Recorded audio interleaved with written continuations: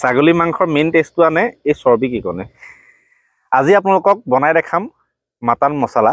Mutton মছলা বনাইছোঁ আকৌ আজি নিজৰ ঘৰৰ বা নিজৰ পাকঘৰতো নহয়, দোকানৰ পাকঘৰতো নহয়। আজি একদম ধুনীয়া ব্ৰহ্মপুত্ৰৰ পাৰত বহিছোঁ। এইটো চিলিণ্ডাৰ আমাৰ লৈ থোৱা আছে। আজিকালি জুই ধৰা ইমান টেনশ্যনটো গুচি গ'ল। এতিয়া ডাইৰেক্ট বনাম। দুটা মানুহে মাত্ৰ ছাগলী মাংস খাম, আধা কেজি আনিছোঁ। বিন্দাছ, আধা কেজি মানুহে দুটা মানুহ নাখায়, অকণমান তিনিটা চাৰিটাই খায়। কিন্তু আমি আধা কেজি মাংস ধুনীয়াকৈ বনাম। মই কেনেকৈ বনাওঁ চাই থাকক। ওপৰত দেখাই দিয়ক অকণমান। ডাইৰেক্ট তেল দি দিলোঁ। তাৰপিছত আৰু এক পেকেট তেল দি দিলোঁ। এইটো কেই গ্ৰামৰ তেল জানো, 40 মিলিগ্ৰামৰ তেল, মানে 80 মিলিগ্ৰাম দি দিলোঁ। তেল ধুনীয়া গৰম হৈ গ'ল। ওপৰৰ পৰা অকণমান দেখাই দিবি। ইয়াত দি দিম প্ৰায় 1 পোৱা পিঁয়াজ কাটি আনিছোঁ, দি দিলোঁ। অকণমান ইজি কৰি আনিছোঁ আজি ঘৰতে খানাটো। ইয়াত কাটি থাকিলে বহুত টাইম যায়, আজি অকণমান দেৰিয়ে হৈ গ'ল। ভাত খোৱা টাইম পাৰ হৈও কিবা হৈ গ'লগৈ, কিন্তু এতিয়ালৈকে আমি ভাত পানী খোৱাই নাই। দি দিলোঁ পিঁয়াজ। এই পিঁয়াজখিনি অকণমান এতিয়া ৰঙা হোৱাৰ পিছত ইয়াত আদা নহৰু দিম। বেছি ৰঙা কৰিব নালাগে। এতিয়া ব্ৰইলাৰ মাংস বনাবলৈ হ'লে পূৰা ৰঙা কৰিব লাগে। এইটো আকৌ আধা কেজাৰ ওপৰতে ইয়াত মাংস দি দিম, কাৰণ ছাগলী মাংস সিজোতে বহুত টাইম লাগে। ইয়াৰ লগত পিঁয়াজখিনি মিলিবৰ কাৰণে আমি ইয়াক বেছিকৈ ভাজি থাকিব নালাগে। আৰু কিছুমানেতো কি কৰে, পিঁয়াজটো পাছতহে দিয়ে। পিঁয়াজ পাছত দিলেও চলি যায়, কিন্তু সেই কেঁচা ভাৱটো অকণমান থাকি যোৱাৰ চান্স থাকে। গতিকে আমি অকণমান পিঁয়াজটো এনেকৈ ফ্ৰাই কৰি লৈছোঁ। তাৰপিছত ইয়াত দি দিম মাটন। ছাগলী মাংসৰ মেইন টেষ্টটো আনে এই চৰ্বিকেইকণে। এই চৰ্বিকেইকণ মেইন বস্তু। এই চৰ্বিকেইকণ দি দিয়া মাত্ৰ ছাগলীকণৰ যোনটো গ্ৰেভিটো, যোনটো একদম তেলমূৰীয়া গ্ৰেভিটো, সেইটো এইকেইকণেহে আনে। বাকী এনেকৈ অকল কাঠ মাংস মানে যোনখিনি এইখিনি বনালে ইমান সেই মেইন টেষ্টটো নাহে। গতিকে এই চৰ্বিখিনি মেইন। কিন্তু কটা লোৱাটোৱে অকণমান নোমটো নুগুচালে, দুডালমান নোম ওলাইছে বাৰু, এইটো অঁতাই দিলোঁ। ইয়াত দি দিলোঁ মাটন, ছাগলী মাংস। অকণমান লৰালোঁ, পৰি যাব খুজিছে কাপোৰখন দে। পৰি গ'লেহে বহুত ডাঙৰ লোকচান এটা হৈ যাব।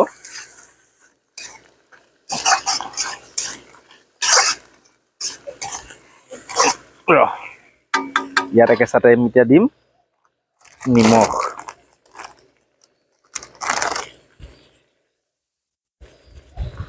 নিমখ দি দিলোঁ। বনাই আইডিয়া হ'ল কাৰণে তেনেকৈ ডাইৰেক্ট দি দিছোঁ। আপোনালোকে তেনেকৈ নিদিব, নিমখ বেছি হৈ গ'লে বৰ দিগদাৰ হ'ব। মোৰ বনাই আইডিয়া হ'ল কাৰণে ডাইৰেক্ট পলিথিনৰ পৰা দি দিলোঁ। ইয়াত দি দিলোঁ 1 চামুচ হালধি। অকণমান টাইম ঢাকি থৈ দিম পিঁয়াজৰ লগত এই মাংসখিনি মিক্স হৈ যোৱাকৈ।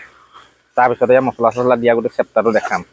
ইয়াত দেখিলে পিঁয়াজ আৰু ছাগলী মাংস বৰ ধুনীয়া এটা লেট খাই গৈছে।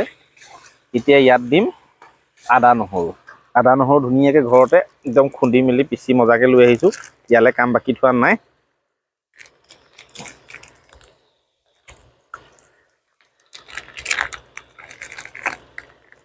ছাগলী মাংস যেনিবা কেৰাহীত দিয়াৰ পাছতে ভাল লাগিয়ে যায় বাৰু। একদম ধুনীয়াকৈ সৰহকৈ ছাগলী মাংসত আদা নহৰু এনেও বেছি লাগে, অকণমান দেখিছেনে সৰহকৈ লৈ আহিছোঁ। এইখিনি ইয়াত এতিয়া ধুনীয়াকৈ দি দিম।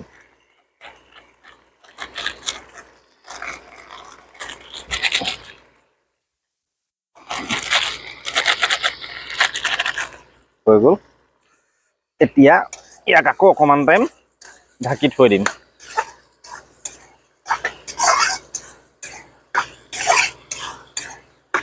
বছ দেখিছে, ইয়াক মেইন কালাৰ আহিবলৈ আৰু টাইম আছে, কাৰণ মছলা চছলা দিয়াই নাই। মছলা দিম এতিয়া। জিৰা, ধনিয়া আৰু গৰম মছলা, 3টা মছলাই দিম, আৰু বেছি বেলেগ মছলা নহয়। চবৰে 5 টকীয়া পেকেট।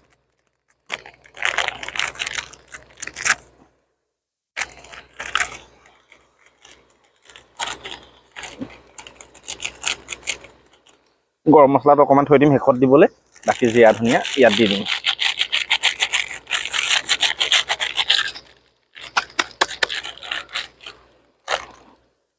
বছ পলিথিনবোৰ যে পেলাইছোঁ, ইয়াত পেলাই থৈ যাম বুলি নাভাবিব। সদায় আমি ধুনীয়াকৈ পলিথিনত পেকিং কৰি ঘৰলৈকে লৈ যাওঁ। পৰিৱেশ আমি কেতিয়াও লেতেৰা নকৰোঁ, সেইটো খালি আপোনালোকক কৈ দিছোঁ। ইয়াক এতিয়া আকৌ 10-15 মিনিটমান ঢাকিম। এইটো চক একদম ধুনীয়া মালটা প্ৰায় বনো অৱস্থা। আলুটো দি দিলোঁ। আলুটো দিয়াৰ কাৰণে আপোনালোকক ভিডিঅ' কৰিবলৈ পাহৰি থাকিলোঁ, বা একো নাই। আলুটো তাৰ মাজতে এবাৰ দিলোঁ। অকণমান আধা কাপমান পানী দি ইয়াক সিজাই আছোঁ। তো সিজাই এই পানীখিনি যেতিয়া শুকোৱাৰ পাছত আকৌ অলপ পানী দিম। ছাগলী মাংস বনোৱাৰ সেইটো এটা বৰ ডাঙৰ কিটিপ। তাৰ মাজতে একদম স্পেচিয়েল বস্তু দেখাই দে। এইটো হ'ল গোটা ডাঙৰ নহৰু। এইটো বৰ্তমানত যে অকণমান মাজতে কণ্ট্ৰভাৰ্চি এটা হৈছিলে, চাইনিজ নেমু চাইনিজ নহৰু। তো এইটো কি চাইনিজ নহৰু গম নাপাওঁ, কিন্তু ফুটাটো ডাঙৰ যোনটো ডাঙৰ ফুটাৰ যোনটো নহৰু, এইটো গোটা ইয়াত এটা দি দিলোঁ।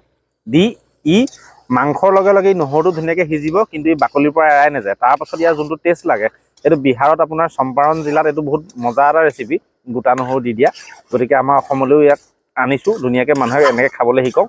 খোৱাবোৰে খায়, নোখোৱাবৰ কাৰণে কৈছোঁ যে এনেকৈ গোটা নহৰু এটা দি খাই চাব।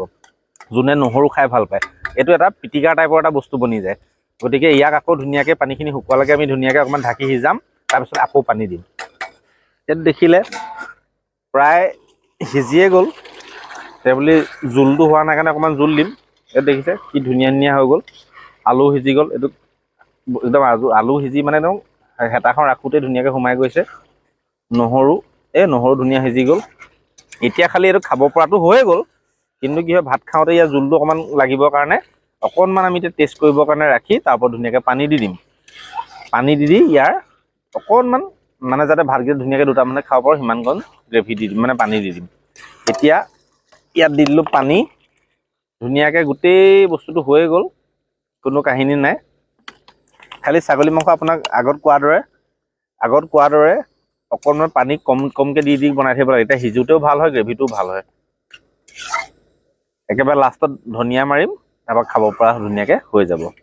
ছাগলী মাংস সিজাওঁতে গধূলি হৈ গ'ল, একো প্ৰব্লেম নাই। কিন্তু আপোনালোকে এতিয়া মই ভালকৈ দেখাব নোৱাৰিব পাৰোঁ, কিন্তু এনেকুৱা এটা প্ৰ' লেভেলৰ মাংস বনিলে আপোনালোক কি বুজাম, এইটো দেখিছেনে যোনটো নহৰু যে গোটাকৈ দিছিলোঁ, এইটো আপোনাৰ ধুনীয়া একদম কোমল হৈ গ'ল। এইটো পিটিকি ধুনীয়াকৈ খাই দিম। আজিলৈ ভিডিঅ'টো মই ইমানতে সামৰিছোঁ। কেনেকৈ ধুনীয়াকৈ আমি মজা জেগা এটা ধুনীয়াকৈ মাংসটো বনাই খালোঁ, সেইটো আপোনালোকক দেখালোঁ। আপোনালোকে এনেকৈ বনাবলৈ চেষ্টা কৰিব, এনেকৈ গোটা নহৰু দি। পাছৰখিনি দেখালোহেঁতেন, কিন্তু বৰ্তমান ফুল আন্ধাৰ হৈ গৈছে। আন্ধাৰ হোৱাৰ কাৰণে বাকীখিনি দেখাব নোৱাৰিম। গতিকে এইখিনিলৈকে যে আপোনালোকে চালে তাৰ কাৰণে মই বহুত ধন্যবাদ জনাইছোঁ।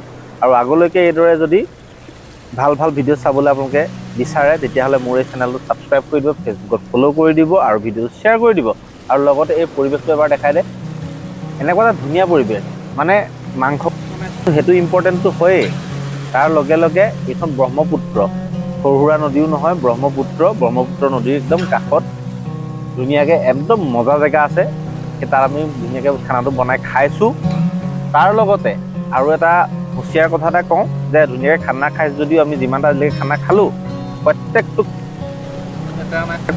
প্ৰত্যেক দিনাই আমি বস্তুখিনি কেৰি বেগ জাতীয় পলিথিন যি আছে, আমি ডিছপ'জ নোহোৱা বস্তুখিনি আমি ধুনীয়াকৈ সদায় ঘৰলৈ লৈ যাওঁ।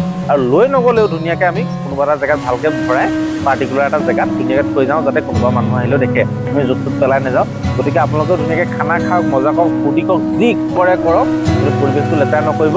অনাগত ভৱিষ্যতে যাতে আমি ধুনীয়া খানা খাই যাব পাৰোঁ, আমাৰ ল'ৰা ছোৱালী বা আপোনালোকে আমাৰ ভৱিষ্যত প্ৰজন্মও যাতে খাই যাব পাৰে, সেইকাৰণে আমাৰ পৰিৱেশটো লেতেৰা কৰিব নালাগে। গতিকে সদায় চাই থাকিব ঔ মা ভাত দে।